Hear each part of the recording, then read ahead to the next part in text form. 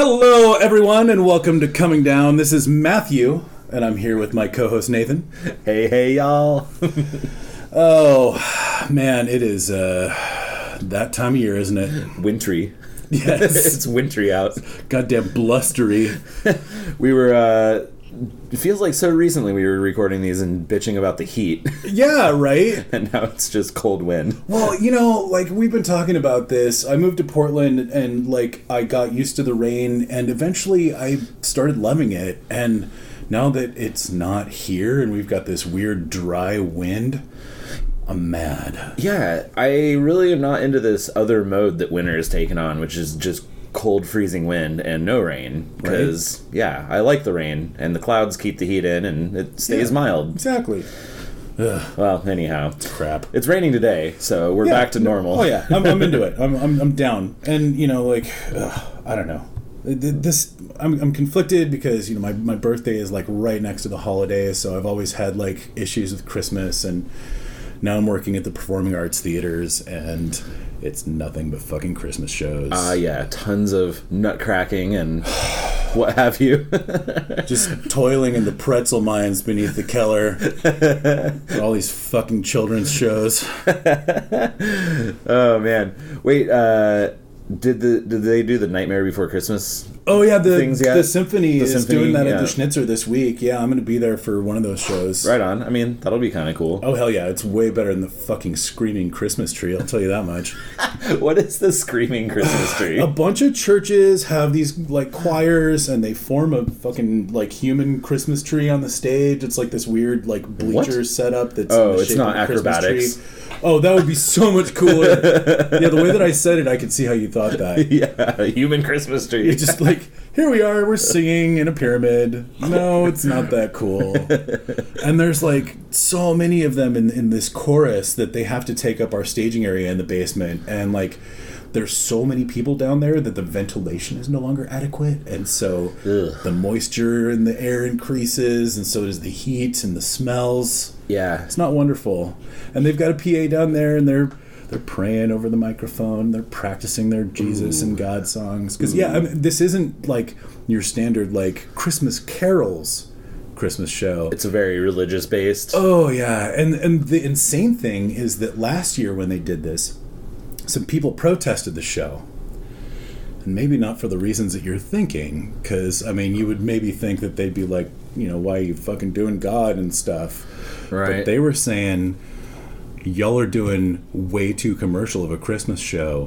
Why is it not about like Jesus? Oh, it needs to be even more real. God based. How dare you talk about Santa or Rudolph or anything?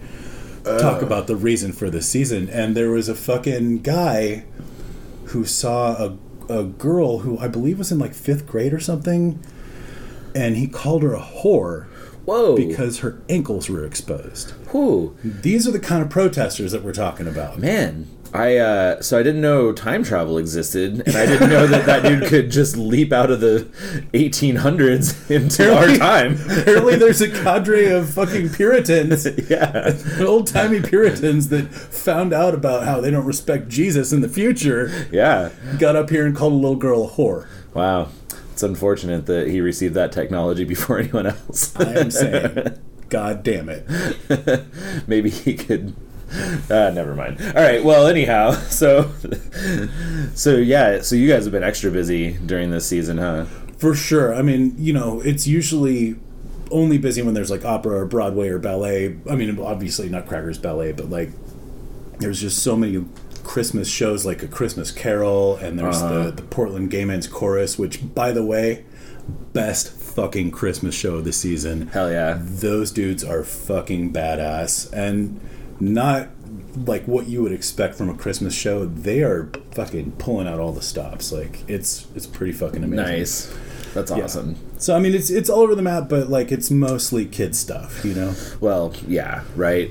I mean, 'tis the season for the children, pretty much. I guess you're right. Adults range from don't really like to kind of put up with Christmas, you know? And I mean, it's like any of the major holidays apart from like Thanksgiving and Halloween. You know, like, I mean, what are you going to do on Easter if you don't have fucking kids, you know? Or like, right. Yeah. I haven't observed Easter in a decade or more. and you know, like, setting off the shitty fireworks that are legal here in Oregon is only cool if there's kids around to enjoy it. Because, I mean, ground bloom flowers, we've seen them a million times, you know? Yeah. I mean, that's still cool, but... All right, fair enough. Especially if you've got a wrist rocket and you're at the beach. But, yeah, totally. I'm sorry, Ocean. Ocean can deal. As long as there's no plastic, right? Yeah. All right, anyhow, now that we disgraced Mother Nature and... I'm sorry, world. It's my fault that you are dying. Oh, God. Anyway, I feel like we probably disgraced ourselves enough here. Yeah, probably. Yeah, I mean, yeah. Yeah, so we might have some show notes for this episode. I'm trying to get in touch with my friend who might have some photographic evidence of this. Yes. So we'll see what comes out of that. Please, yes. Yeah. So... You know, we'll see. But if you want to see the show notes for this episode, those are going to be on comingdown.com. You can also find links to comingdownpod.com. I'm sorry, it's comingdownpod.com. I've never been on the internet before. Forgive me. That's where you can find the show notes. Also, you'll find links to our Patreon on there if you'd like to support us. We would really appreciate it. Speaking of which, we have a new patron, Joshua Knowlton. Thank you so much for your kind contribution of $5. We cannot thank you enough. Yeah, seriously. That puts us well over our hosting costs and into the realm of starting to get some other cool things. So definitely, and we've said this now a couple times, but it's just going to wait until the end of the holidays. But there's some stuff coming up. We're going to get some rewards. We were just talking about maybe doing a contest of some sort. Ooh, yeah. So, yeah, we're going to get some cool stuff out to you guys and gals and non-binaries. Sorry. I'm trying to get guys out of my vernacular. Yeah, it's tough, man, especially when you've been in the service industry. I understand. But yeah, thank you, Joshua. We're also going to try to get him on the show at some point. Like he's going to be back hopefully sometime after the new year. We'll talk to him about that. Speaking of which, if you would like to be on the show, contact us on Twitter. It's at comingdownpod. Also, you can email us. It's comingdownpod@gmail.com.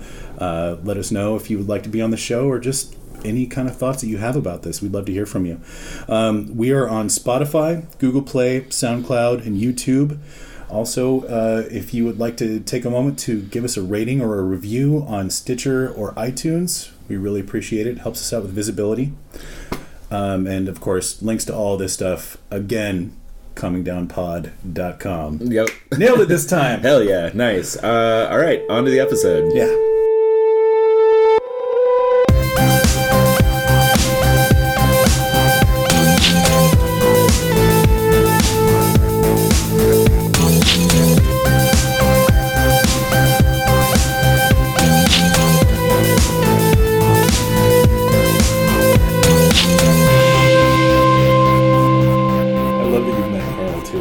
Yeah, totally. Right. Yeah, him and I are going to see Anthony Jeselnik tonight. Oh, fuck, man. That's awesome. Hell yeah. I saw... we took Jess to see Anthony Jeselnik for her birthday like 3 years ago. Hell yeah.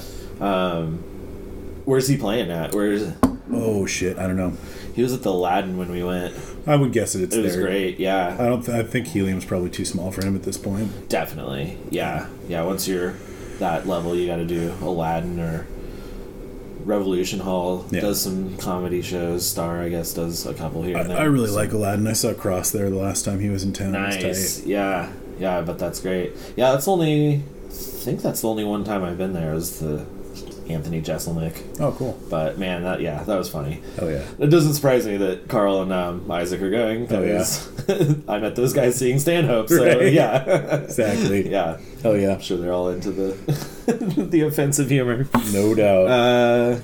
Cool, man. Well, yeah. Let's hear. Okay, we'll bury the lead on these. Right. It's something we got to get better at. Right, so set the stage for me. Where are we at here? Should we do the intro? Are we going to do an intro or? I want to play around with maybe just fade in. Cool. Because I'm thinking maybe we can even do a canned intro if we need to. Yeah, for sure. I think some post-recorded intros, but then the conversations can just be a little more off the cuff. So I believe in this picture I am 19 years old.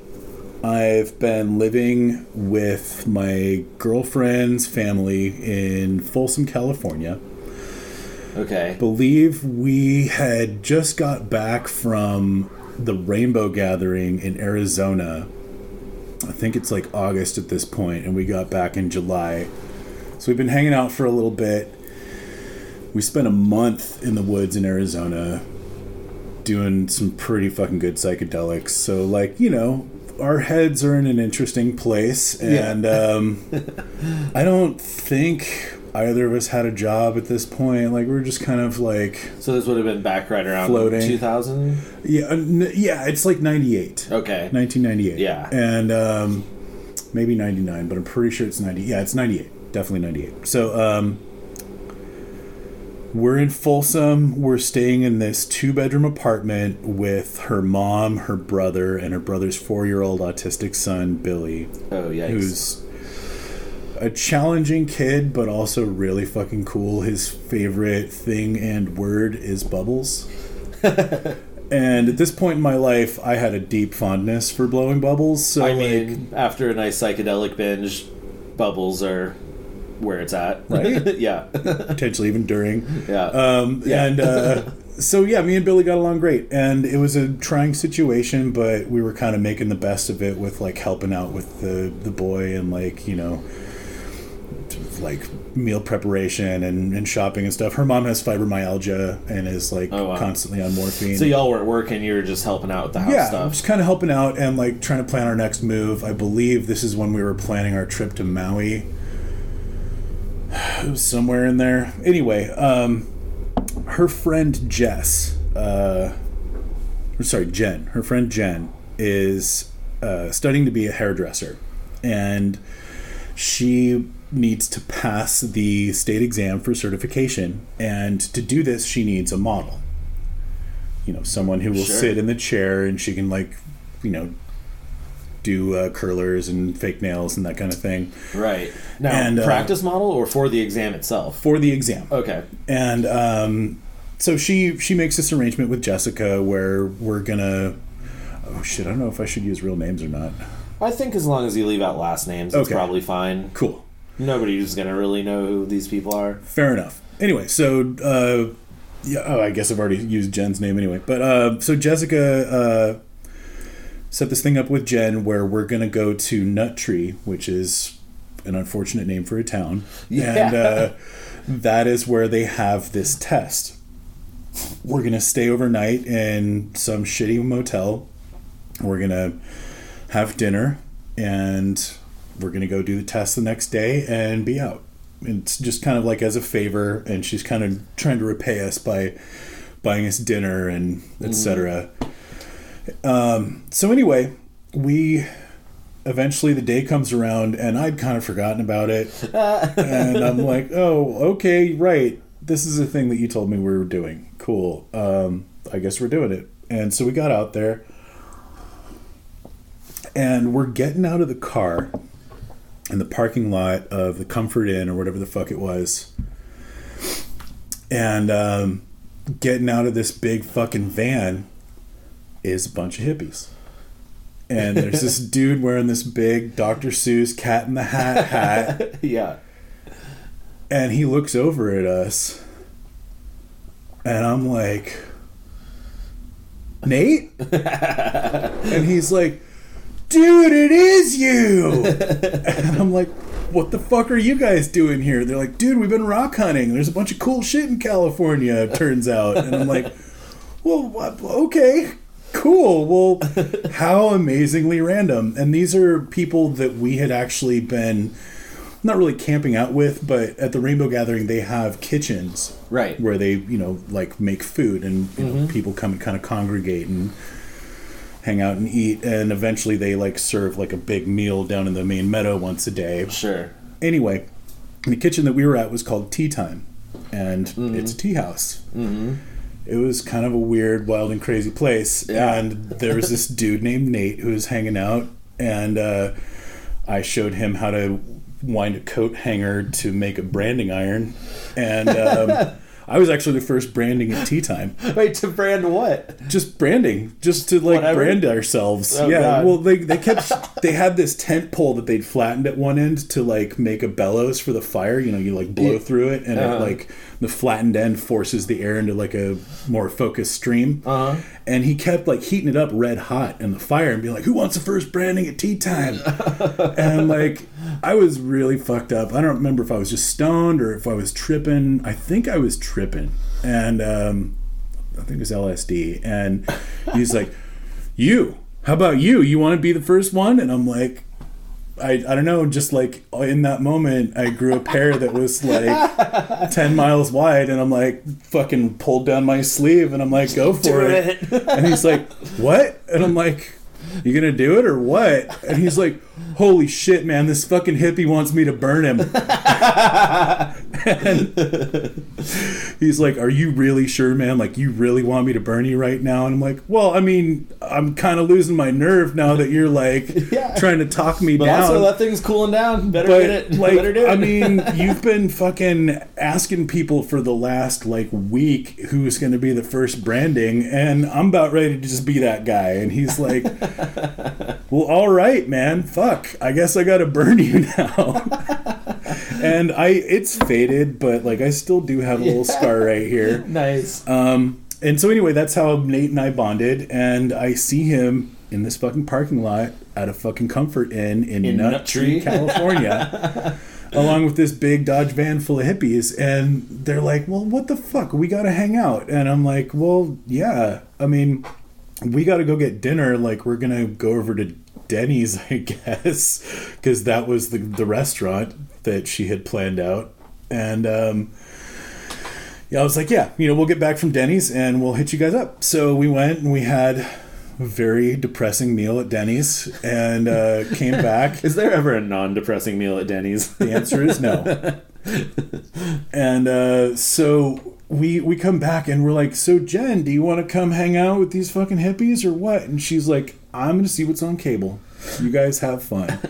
And so we went down there, and they've got all this Evan Williams and, fucking... So this is the night before? Night before, okay. Yeah. So she is being responsible and saying, no, I'll stay in because I have my thing tomorrow. Exactly. And you guys are saying, fuck it, we're going to go party. Yeah, and I mean, we had no intention of, like, staying there and being ridiculous, but we were young and pretty inexperienced with drinking, so, like...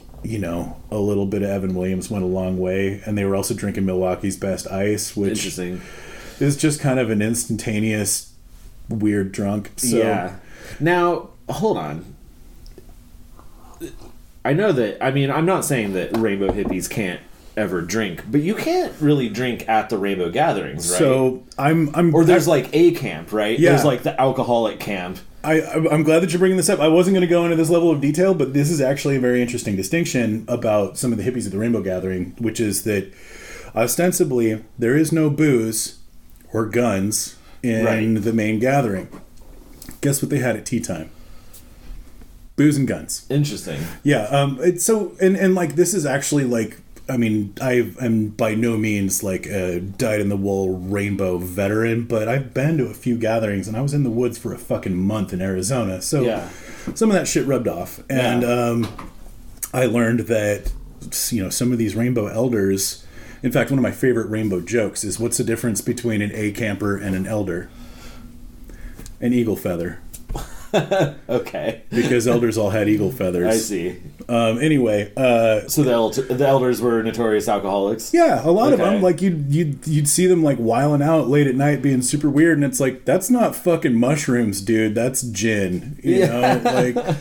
And anyway, so they try to keep alcohol out by only having it in the parking lot. So all of the derelict train tramp fucking psycho drunks were in the parking lot. So if some fucking weekenders showed up from the town that was close by thinking, oh, I'm going to go score some weed or whatever, they got filtered out by the lunatics in the parking lot. Oh, shit. Yeah. It was really kind of a smart filter. That's actually not bad. Yeah. It's almost like the strapping live zombies to the fence sort of right? It's like, I'm not going in there. Yeah, all right. And they were always trying to pull fucking scams and shit. Like, hey, man, I just need to get $10 so I can get get my truck towed. It's in a ditch back there, you know. And like they're just getting keg money. Yeah, you know? yeah.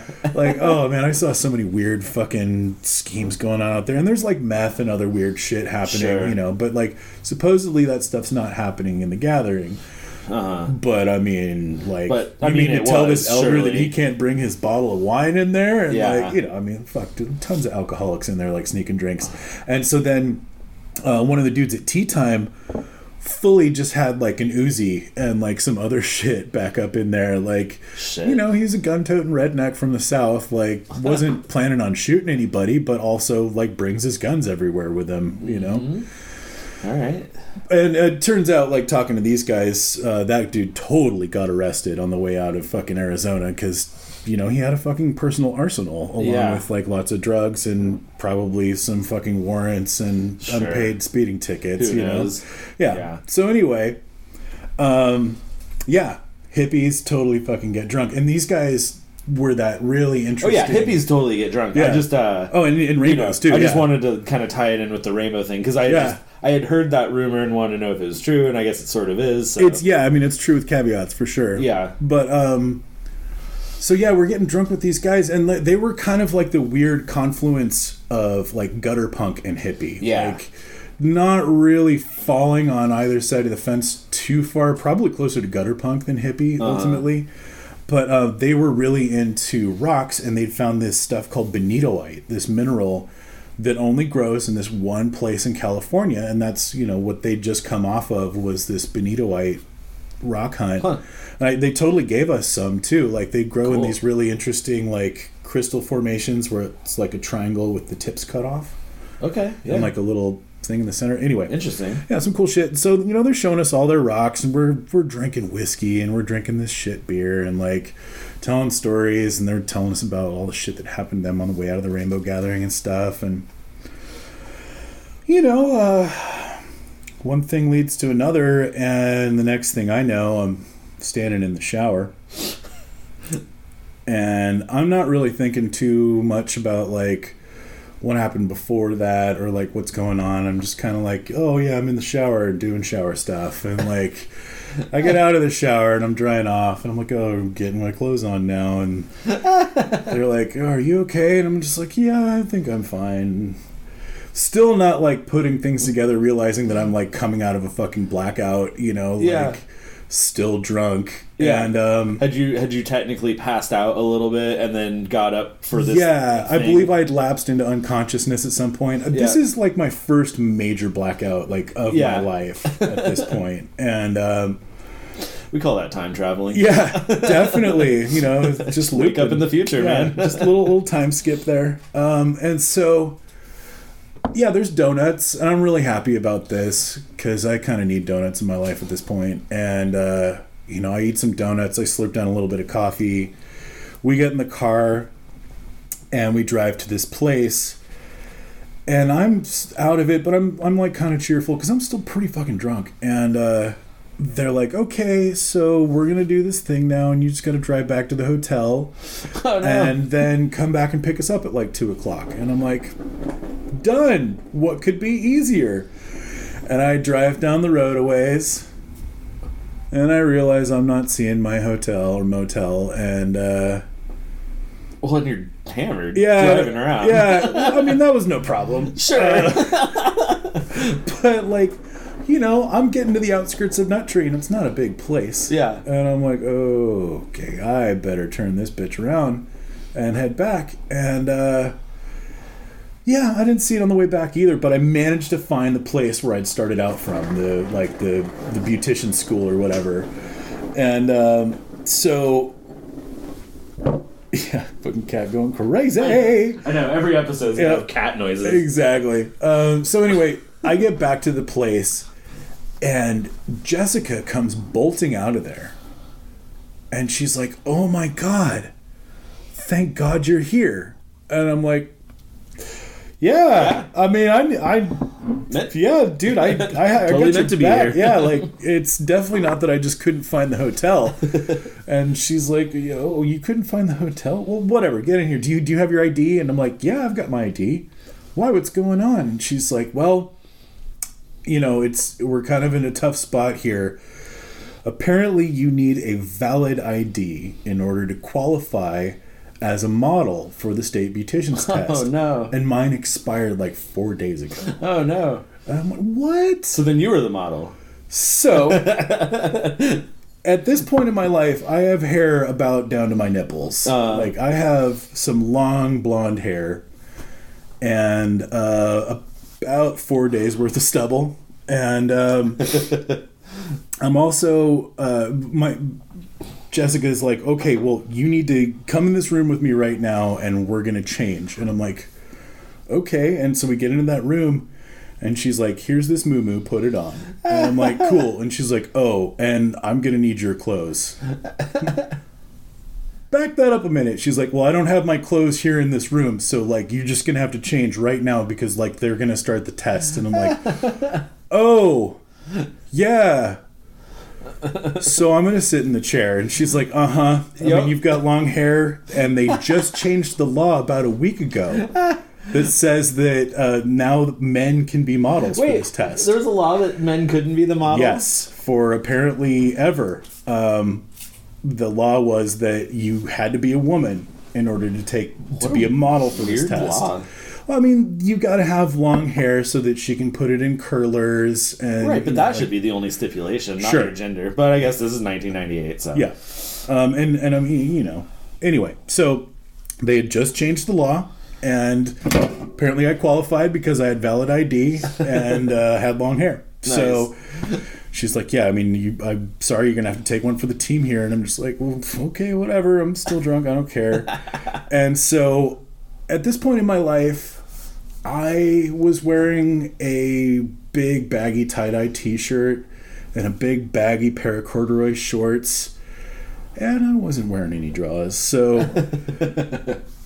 then I put on this muumuu, and that's all I'm wearing aside from shoes. And nice. I just kind of saunter down the hall and I get into this chair and Jen's like, oh my God, thank you so much for doing this. I can't believe this is happening. And this is the third time that she's taken this test.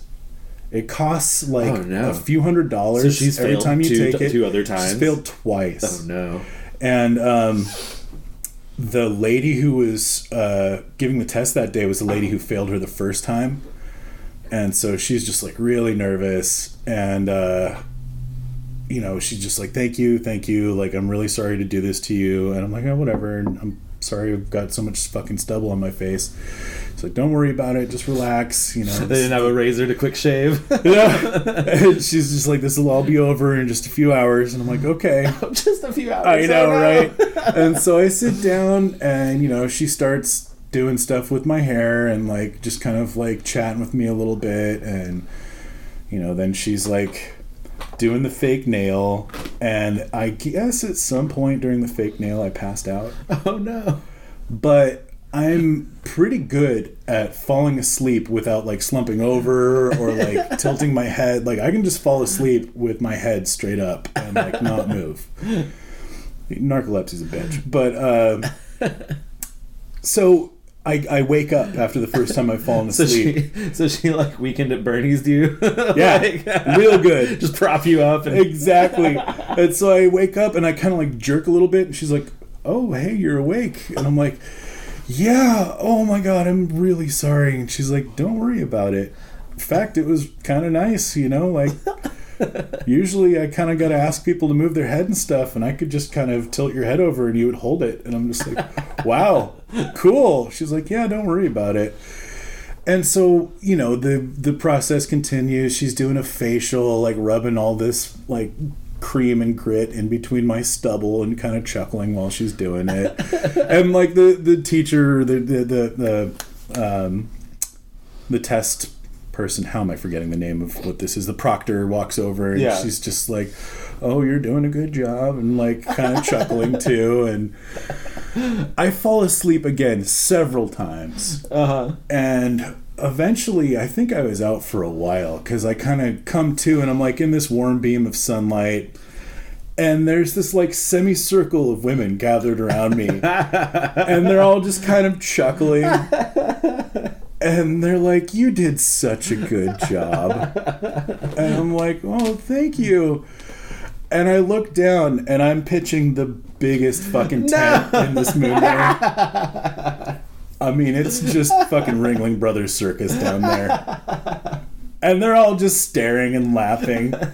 Like, tight. I passed out in a room full of women and pitched a tent. It's a good thing it was 98, because now it would be a semicircle of women with smartphones out. Like, you'd be on so true. You'd be on Insta and Facebook and Twitter before you even knew it. Right. And there's like one dude who's taking his test to be a beautician that day, and he just looks pissed. Yeah. Just like, oh, this fucking guy. You know? Whatever, dude. And So wait, are there pictures?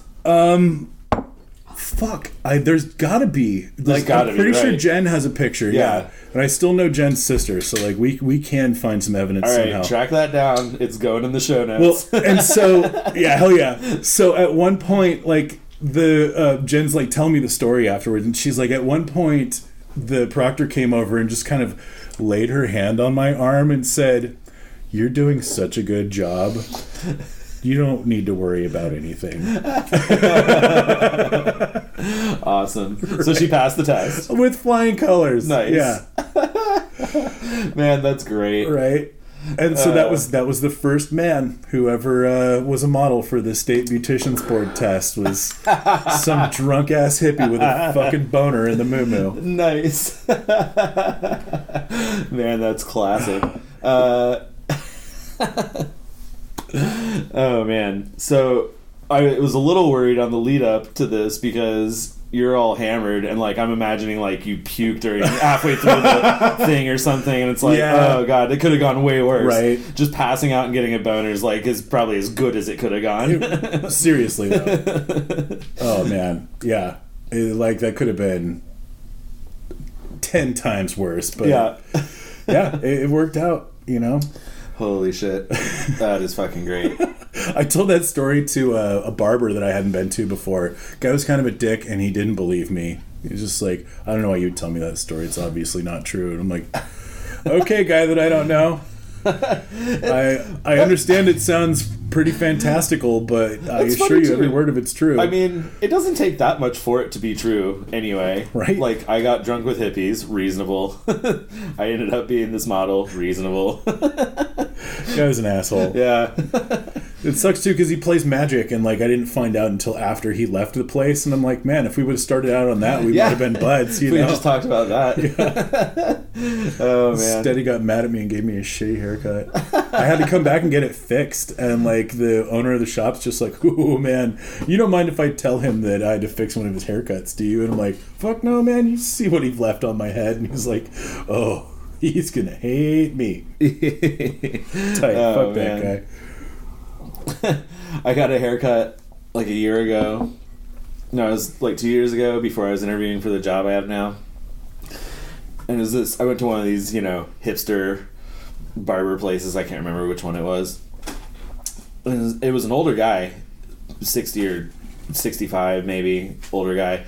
And he is, like doing the last bit, and he just runs the clippers right into my ear and like takes a chunk out of it. No! And he's like, he doesn't even really apologize.